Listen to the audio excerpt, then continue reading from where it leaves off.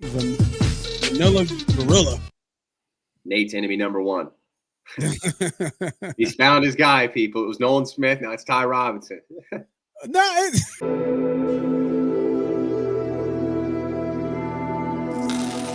Hey guys, this is your favorite neighborhood gambler, Moss Money. Thanks for clicking on my video. If you're into gambling, if you're into winning money at gambling, hell, if you love talking Eagles, this is the channel and the videos for you. So go ahead, hit that subscribe button, hit that like button, tell a friend to tell a friend, and enjoy the shows. He's attacking a 4th-round pick. I'm not attacking him, you know what I mean? But it's just like everybody's talking about him. And everybody's saying that he's this and he's that. I know he had a nice run at the end here where he got hot. I think he had like 5 sacks in 4 games or something like that. Yeah, I mean, that's why he fell, is because he has no production and he has really short arms. So, I mean, well, he looks like it, right? I mean, he's not, he's really tall. He's 6'6". Yeah, and he seems like a big guy who can move, right? He ran like a 4. He's really athletic. A 4.8 at. They said he dropped 20 pounds, but he ran a 4.8 at 6'5", 6'6", at 280. He was fastest lineman at the combine.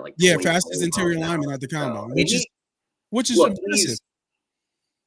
Robinson, I think he's an exciting white. Yeah. Well, I mean, that only counts as DBs. You can't. We can't just start tossing that around for boys. He doesn't fit in. You know what I mean? That doesn't work.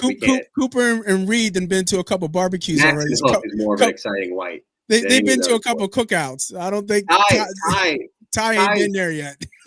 No, Ty is he's pre-med, which is pretty cool. So he's going to be a pediatrician. He looks smart.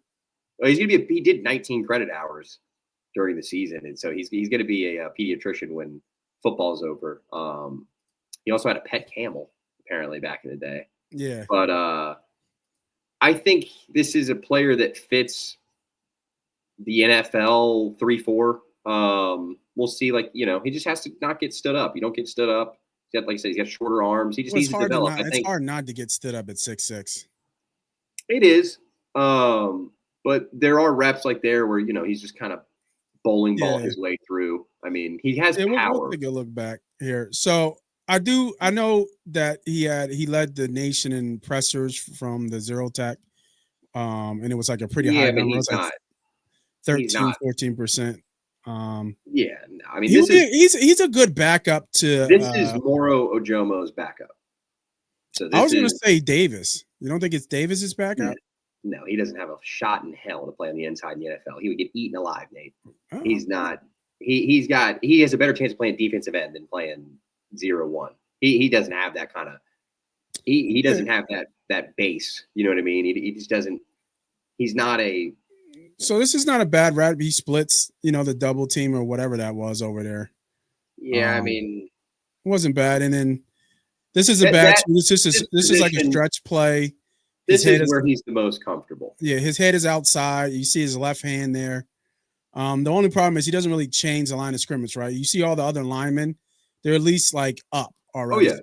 So he's already standing up because he can see the ball, right? So you see, and he gets, but he like you see his left hand, right? His left hand. Yep. I know it's hard to see in the dark, but his left hand is pushing out as that shows his strength. Even though he's got short arms, he can hold. That's probably a good 300-pounder there.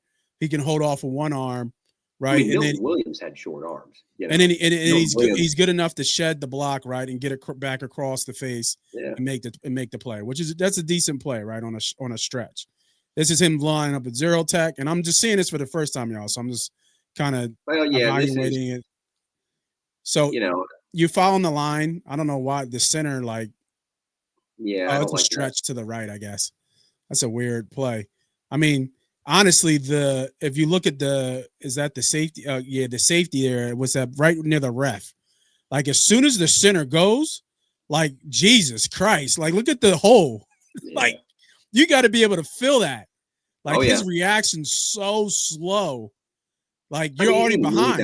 Look, Will Howard is giving off the ball, and the safety there is not even in front of the ref yet.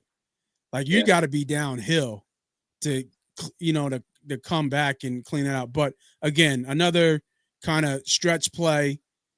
He gets a little jolted up right there. You see his hat get high. I think it's right there. Right there. You see he gets his hat's kind of high there. He gets jolted up. But he sees the ball because there's a crease there. It makes a recovery, right? Swipes, swims over.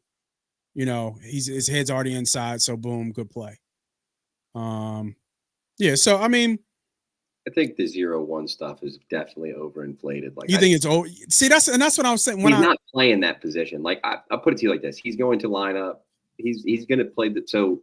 The way the defensive line rotation would be, your first three up are going to be Carter playing his position, which at this point is kind of his own position of wherever side of the ball he wants to be on. Yeah. Davis is your 0-1. Your opposite rusher is going to be a little bit more outside, which is Milton Williams.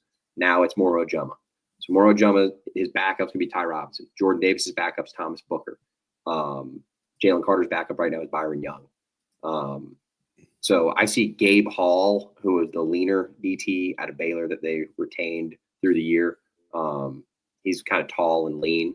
I think that's kind of what they're looking for, maybe by that build, with a little bit more height and just kind of the ability to line up a little bit more outside, kind of that 9 spot, which is where Milton was able to play. Now Milton played that at a very unique body size, but he was just such a good pass rusher. He had such good athleticism. You couldn't. I mean, when Milton Williams came out, man, it was like, there were people that were like, all right, well, he's either Aaron Donald or bust. So, you know, they've never made it at this size. Nobody's ever been this compact and was able to move around like that. But 3-4 defensive end, he made it work. I think that's Ty Robinson's future is he's got to just, you know, he's not – Vic Fangio can't put him in that 0-1, man. He can't play that shade. He just doesn't have the power. He's too tall.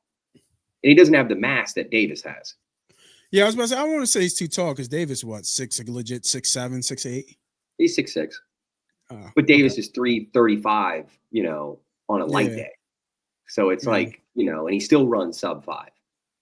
So it's like, but I mean, I think this kid, you know, if he could lose 20, fourth round value is fantastic. Like I said, it's he's going to take some time to develop. Like right now, he's going to get, I mean, to begin the season, 10 snaps, you know, like 15 snaps, maybe 12 snaps. I mean, he's going to just back up a jump and he's going to be part of the rotation. Yeah, we'll see. We'll see preseason. I'll keep my eye on him. I think it's going to be fun to see where they put him in the preseason. He'll get a lot of snacks preseason. Yeah, I mean, I think the edge rush rotation is going to be the most fun thing to watch in the preseason, just because how deep it is with like actual talent. I just think Ty Robinson they don't have a veteran in that room. I mean, there's not a single veteran in the interior defensive lineman room, and they didn't do it last year either, and it didn't bite him in the ass. So you know, we'll see how it goes, but Ty's got to immediately. You know, up to your 4th round pick, you're already asking this guy, he's got to play 10, 12, 14 snaps. Yeah. Okay. And was this the trade? Did they trade up for him? No, they traded out of the 3rd. They traded out of 3rd. Okay. Yeah, traded out of the 3rd, and he was still there, and he was one of their higher ranked players. So he was another top 100 player. I had Ty Robinson as a top 100 player. So at 111, this is great value. Right. You make the pick. All right.